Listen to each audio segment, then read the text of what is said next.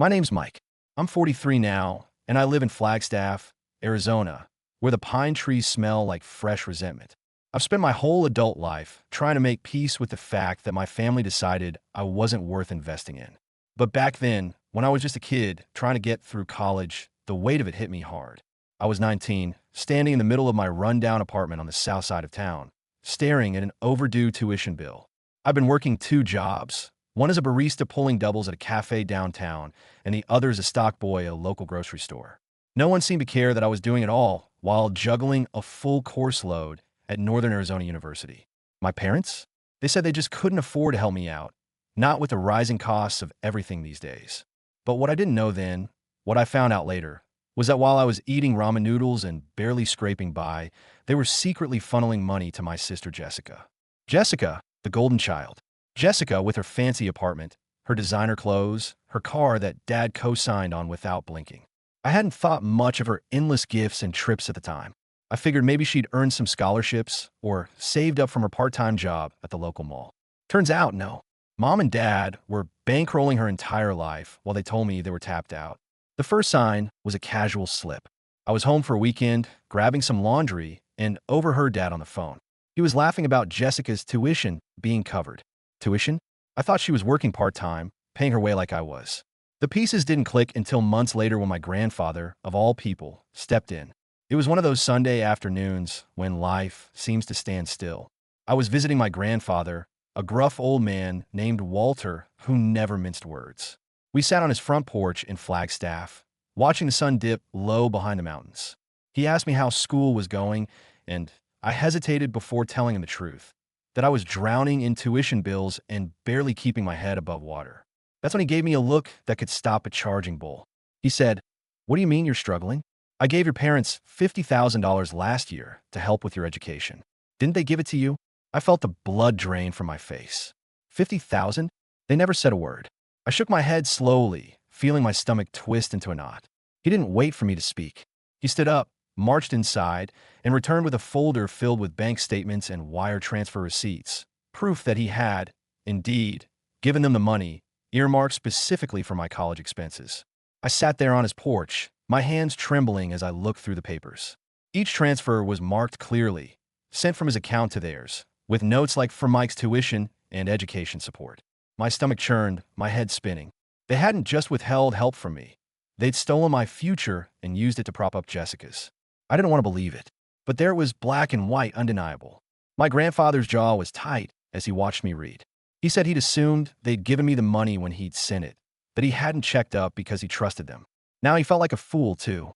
His voice, usually so steady, cracked as he muttered, "They stole from their own son and lied to me." And just like that, the betrayal wasn't just mine. It was his, too. After that day on Grandpa Walter's porch, I couldn't go back to pretending everything was okay. The weight of betrayal pressed on my chest every morning when I woke up and every night when I tried to sleep. I avoided my parents' calls and texts. My sister Jessica, oblivious to the mess, kept posting photos of her fabulous life on social media, trips to Scottsdale spas, designer bags, and new furniture for her fancy apartment. Every image was like a slap in the face, a reminder of how they'd robbed me to fund her comfort. But the real breaking point came when Grandpa decided to confront them. He wasn't a man prone to drama, but when he set his mind to something, he saw it through. He called me early one morning and said, "Get over here. We're paying them a visit." His tone left no room for argument. We drove to their house in the same car I'd helped him fix up last year. I was quiet the whole ride, staring out the window, while Grandpa's knuckles whitened on the steering wheel. When we pulled into their driveway, I felt like a soldier marching into battle without a weapon. Mom answered the door with her usual sugary smile, which faltered the moment she saw Grandpa's face. "Walter, Mike, what a surprise. Come in," she stammered, stepping aside. We walked into the living room where Dad sat in his recliner, pretending to read a newspaper, though I could tell he was listening. Grandpa didn't waste time. He pulled out the folder, slapped it down on the coffee table, and said, "You two have 5 minutes to explain why you stole $50,000 meant for Mike's education." The color drained from their faces. Dad dropped the newspaper, and Mom's hands fluttered like panicked birds. "Walter, we didn't steal." He cut her off with a raised hand. "I'm not interested in excuses. I trusted you with that money. You told me you were using it for Mike's tuition. Instead, You used it to fund Jessica's lifestyle. Do you think I'm stupid? Dad stammered. We just wanted to help her get started, Walter. She's had a tough time. Grandpa's voice was a low growl. You think Mike hasn't had a tough time? He's been working 2 jobs just to keep his head above water while you let Jessica live like a queen. You lied to me. You betrayed him. And you betrayed me. For the first time, I saw a flicker of guilt on my parents' faces. But it wasn't enough. Not after everything. Grandpa leaned in, his voice sharp as broken glass. I want the money back. All of it. You've got 1 week. Dad's mouth opened and closed, but no words came out. Mom's eyes filled with tears, but they didn't fall. Grandpa straightened up and turned to me. You're coming to live with me, Mike. I won't let you stay in that apartment another day. I nodded, too overwhelmed to speak. The finality in his voice left no room for debate. We turned and walked out, leaving them in stunned silence. That night, as I packed my things from the apartment, textbooks, work clothes, the few mementos I'd been able to afford, I felt an odd mix of grief and relief. Grief for the family I thought I had, and relief that I was finally stepping out from under their shadow. But the story didn't end there. Jessica, ever the golden child, found out what had happened and decided to stir the pot. She texted me, trying to guilt-trip me into understanding their decision. She claimed she'd needed the help more than I did, that I was too independent for my own good. She even accused me of turning Grandpa against them. I ignored her. But a week later, when my parents failed to repay the money as promised, Grandpa took it a step further. He didn't just cut ties. He hired a lawyer and filed a claim for fraud. The paperwork arrived at their doorstep like a hammer blow, shattering any pretense of reconciliation. It was brutal, and yet, a part of me felt a cold satisfaction, like justice was finally being served. Grandpa wasn't just fighting for me. He was fighting for the truth. And I was finally, for the first time in my life, free. Moving in with Grandpa Walter wasn't easy, but it was necessary. His old house creaked with every step, and the spare room smelled like mothballs and decades-old secrets. But it was the first time in years that I felt safe, unburdened by the constant fear of my parents' manipulation. Walter wasn't perfect. He was stubborn as a mule and could curse like a sailor when a mood struck, but he was honest. And honesty felt like a rare treasure after all the lies I'd swallowed. I settled into a routine. Classes, shifts at the cafe and grocery store, dinners with Grandpa at the wobbly kitchen table. He'd cook simple meals, canned soup, grilled cheese, scrambled eggs, and we'd sit in silence, both of us too tired for conversation. But even in the quiet, I felt a strange sense of peace, as if the worst of the storm had passed. Then came a call from Jessica. I recognized her number, but let it ring. The voicemail that followed was filled with a mix of desperation and entitlement, her voice trembling with fake concern. She claimed she had no idea about the money, that our parents had made decisions without her knowledge. She begged me to understand, to forgive them, to help them fix this. But the cracks in her voice weren't from guilt. They were from fear. Fear of losing the comfortable life they'd built on my sacrifice. I deleted the message without replying. A week later, I ran into my father at the local grocery store. He was standing in the produce section, comparing prices on apples. He looked thinner, older, like the weight of his choices was finally settling on his shoulders. When he noticed me, his eyes widened in surprise, then softened into something like regret. But I didn't give him the chance to speak. I turned and walked away, leaving him with a handful of bruised apples and a silence he couldn't fill. The next day, Grandpa's lawyer called. The fraud claim was moving forward, and there were talks of formal charges if the money wasn't returned. My parents were panicking, trying to stall, trying to negotiate. But Grandpa was done playing nice. That weekend, he sat me down at the kitchen table and told me he was updating his will. He wasn't leaving a cent to my parents. Everything, his house, his savings, even his old pickup truck, was coming to me. I was stunned, and though part of me felt guilty, another part, the part that had been ignored, dismissed, and betrayed, felt vindicated. Jessica tried one last time, showing up at Grandpa's doorstep uninvited. She was dressed to the nines, her makeup flawless, her voice dripping with practiced sweetness. She begged me to reconsider, to talk to Grandpa on their behalf. She said our parents were sorry, that they'd make it right. But I saw through her. The desperation in her eyes wasn't for reconciliation, it was for survival. She needed me to fold, so she could keep living the life she'd grown accustomed to. I closed the door in her face. That night, for the first time in months, I slept without dreaming. In the weeks that followed, whispers began circulating around town. Small-town gossip moves faster than wildfire, and soon, Everyone in Flagstaff knew that my parents were being investigated for fraud. People who'd once nodded politely in grocery store aisles now avoided eye contact. Friends of my parents suddenly stopped calling. Even Jessica's social media, once a showcase of her glamorous lifestyle, went quiet. The silence was deafening. At the cafe, coworkers whispered behind the espresso machine, wondering aloud about the mess with Mike's family. I overheard snippets of speculation, wild rumors, claims that my parents had embezzled from Grandpa's business, which wasn't true. He'd retired years before. But the core truth, that they'd taken money meant for me and used it to fund Jessica's lavish life, was undeniable. One afternoon, as I was wiping down tables at the cafe, a woman I recognized from the neighborhood approached me. She was polite, almost apologetic, but her curiosity was unmistakable. "Mike, is it true?" "About the money," she asked in a hushed tone, leaning in as if afraid to be overheard. I straightened up, wiped my hands on a towel, and met her gaze squarely. "Yes, it's true," I said simply. "They took what was meant for me, but it's being dealt with." She looked startled, then murmured, "I'm sorry. I had no idea it was that bad." I nodded, returned to my work, but inside something shifted. For the first time, I wasn't ashamed of the truth. I wasn't hiding from it. I wasn't carrying their secrets like a burden. I was done protecting them from the consequences of their choices.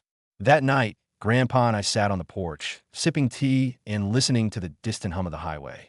He said quietly, "They'll try to spin this, you know, make you out to be the villain." I nodded. "Let them try." He smiled a rare, proud smile. "Good man." Life at Grandpa's house settled into a quiet rhythm. I started to feel like I belonged there, in a way I never had at my parents' home. Grandpa showed me how to tend his little vegetable garden out back, just tomatoes and peppers. But he treated them like treasures. It wasn't much, but it gave us something to do together, something that didn't revolve around betrayal and bitterness. One Saturday morning, while we were out in the garden, he told me a story I'd never heard. About how, when he was my age, he'd been cheated by his own family. An uncle had promised him a loan to start a mechanic shop, then turned around and gave the money to another cousin instead. He said he'd spent years trying to make peace with that, trying to forgive, but in the end, he realized that some betrayals don't deserve forgiveness. "You can't always patch things up, Mike," he said, wiping dirt from his hands. "Sometimes, you just have to move forward." That hit me hard. I'd spent so long trying to understand my parents' choices, trying to find some way to forgive them. But Grandpa was right. Some things don't get patched up.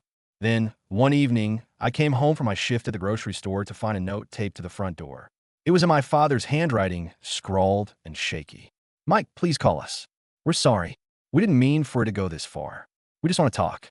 For a moment, I felt a pang of something, pity maybe, but then I remembered standing in front of them, watching their faces twist into excuses and silence when confronted. I tore the note down, crumpled it, and threw it into the trash. No more second chances. The next day, I got a call from Grandpa's lawyer. The case was progressing. My parents had hired an attorney of their own, but the evidence was solid. Grandpa's documentation was airtight, and my testimony was ready. The lawyer said it was likely to settle out of court, but only if my parents agreed to repay every cent. Later that evening, as Grandpa and I sat watching an old Western on TV, he turned to me and said, "You know, Mike, you're stronger than I ever was at your age. I let them walk over me for years. I'm proud you're not letting them do the same to you." I didn't know what to say, so I just nodded. But deep down, his words warmed something inside me, something I hadn't felt in years, pride in myself. A few days later, as I was restocking shelves during a late shift at the grocery store, I got a text from Jessica. Just her name popping up made my stomach twist. Against my better judgment, I opened it. It read, "Mike, please. Can we meet? Just you and me. I want to explain everything." I stared at the screen, debating. Every instinct told me to delete it, to ignore her, just like I'd ignored every other attempt she'd made to reach me. But something, curiosity, maybe, or the lingering thread of loyalty I hadn't fully cut, made me text back. "Fine. 1 hour at the diner." We met at the old 24-hour diner near the highway, the place where I used to go after late shifts, nursing a coffee until sunrise. She was already there, sitting in a booth, her makeup flawless, but her hands nervously wringing a napkin. When I slid into the booth across from her, she looked up with watery eyes.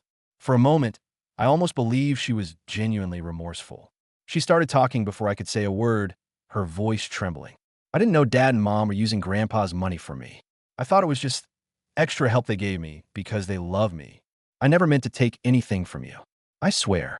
I folded my arms and stared at her. You expect me to believe you didn't know where all that money was coming from? The apartment, the car, the trips? You thought they just had a secret stash. Her lips trembled, but she held my gaze. I was selfish. I didn't ask questions. I wanted it to be true. And now, everything's falling apart. That much was true. For what I'd heard around town, my parents were scrambling to cover debts they'd once hidden with lies. Jessica's comfortable world was crumbling. Then came the twist I didn't see coming. She reached in her purse and pulled out a checkbook. Slowly, she wrote a check and slid it across the table. It's everything I have left. I know it doesn't cover what they took, but it's a start. I can't sleep at night knowing what we did to you. I stared at the check, my throat tightening. It wasn't the full amount, not even close, but it was something. A gesture. For the first time in years, I saw her not as the spoiled golden child, but as a sister trying to make amends. I'll think about it, I said quietly, standing up. As I left the diner, the check burning in my pocket, I felt something shift inside me. Maybe, just maybe, we were all beyond repair. That check from Jessica sat in my drawer for days. I'd glance at it sometimes, wondering if it was truly a gesture of remorse or just an attempt to buy her way out of guilt. Grandpa said I should cash it. He figured any amount was better than nothing. But something about it made me hesitate. It wasn't just about the money. It was about what cashing that check would mean. Would it mean I was forgiving them? That I was willing to let them off the hook just because Jessica offered a token of apology? Or would it be my way of saying that I was ready to move on? The weight of it sat heavy on my shoulders. Every day at work, every evening at Grandpa's table, I thought about it. Jessica hadn't contacted me again since our meeting. It was like she'd thrown her last card on the table and was waiting to see if I'd pick it up. Then, one evening as Grandpa and I were finishing dinner, I noticed an envelope on the table. It was addressed to me in a familiar scrawl, my father's handwriting. I stared at it for a long time before opening it. Inside was a letter, handwritten, not typed, filled with the same shaky script that had marked the note on my door. In it, my father explained, or at least tried to. He said they hadn't meant for things to go so far, that they'd always thought they'd make it right when things settled down, that they'd convinced themselves Jessica needed the help more than I did, and that I was strong enough to manage. He ended with a plea, not for forgiveness, but for understanding. He wrote, "I know we don't deserve it, Mike, but we're sorry." I sat there, staring at the letter, my chest tight.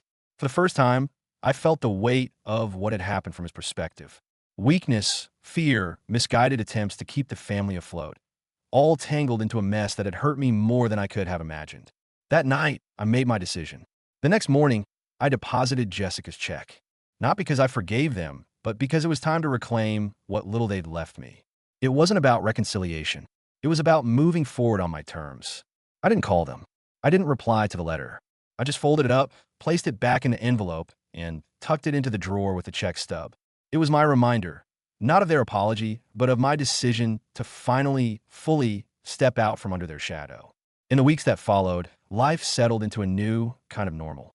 I kept working at the cafe and the grocery store, saving every penny I could. Grandpa's health, though steady, showed signs of his age. His steps were slower, and his naps grew longer. I found myself taking on more around the house, fixing things he no longer had the strength for, tending the garden he loved. One evening, after dinner, he sat me down at the kitchen table. He had a quiet seriousness in his eyes that made me sit up straight. "Mike," he said, his voice steady but tired, "I'm proud of you. What you did, standing up for yourself, for what's right, that took more guts than most men ever find." I felt a lump in my throat. I didn't feel brave, I admitted. I just felt tired of being the one they used. He nodded, as if he understood exactly what I meant. Bravery doesn't always feel like fire, son. Sometimes it's just deciding you're done being someone else's fool. We sat there in silence for a long moment, the air heavy with shared understanding. Finally, he pushed an old, worn envelope across the table. "I've been meaning to give you this," he said. Inside was a copy of his updated will, along with a handwritten letter. In a letter, he explained that he was leaving everything to me, not just out of anger at my parents, but because he believed I'd do right by it. The house, the savings, the truck, it would all be mine. "I want you to have a fresh start, Mike," he'd written. "To build something for yourself, something honest and strong." I sat there, holding the papers, feeling the weight of his trust settle over me like a heavy quilt. It wasn't just about inheritance. It was about faith, faith in me to make something good out of what was left. That night, as I lay in bed, I felt something I hadn't felt in years. Not just relief, not just freedom, but hope. Real, honest hope for a life that was finally, truly mine. The day the case finally closed felt anticlimactic. There was no dramatic courtroom showdown, no family confrontation. Just a call from Grandpa's lawyer saying the settlement had been reached, the money repaid, and the fraud claim withdrawn. My parents, it seemed, had agreed to the terms rather than face public exposure and legal consequences. I didn't feel triumphant. If anything, I felt a quiet sadness. This wasn't how I'd imagined justice. There were no apologies, no heartfelt reconciliations. Just paperwork and silence. But it was over. The shadow that had followed me for so long was gone. Jessica sent one last text. I hope one day you'll forgive us. I am sorry. I stared at it for a long time before deleting it. Grandpa's health continued to decline. The strong man who'd stood beside me through all of this now needed help with simple tasks. I became his caretaker, just as he had once cared for me. It wasn't easy, but it felt right. Every moment we shared, whether tending the garden or watching old movies, was a reminder that family isn't about blood or obligation. It's about choice, about standing by the people who choose you.